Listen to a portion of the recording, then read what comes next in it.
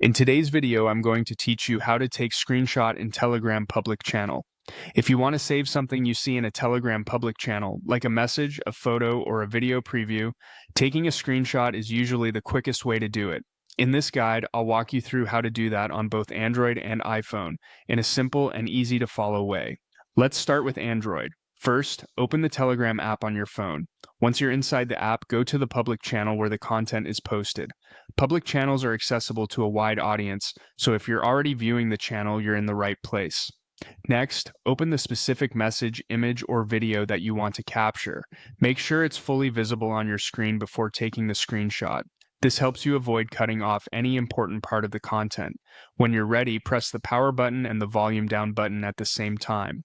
On most Android phones, that key combination will instantly capture whatever is currently displayed on your screen. You may see a quick flash, hear a shutter sound, or notice a small preview appear depending on your device model. After that, the screenshot is typically saved automatically in your phone's gallery, usually inside the screenshots folder.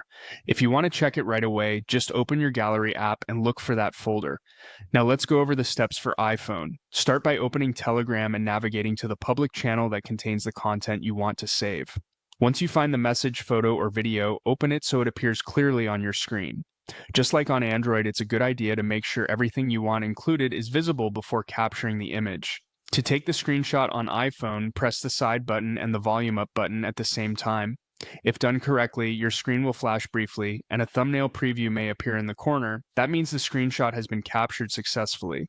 Your image will then be saved automatically in the Photos app, where you can view, edit, or share it later. One helpful tip for both Android and iPhone is to pause for a second before pressing the buttons so your screen is exactly how you want it to look. That makes the result cleaner and easier to use. And that's all it takes to take a screenshot in a Telegram public channel on mobile.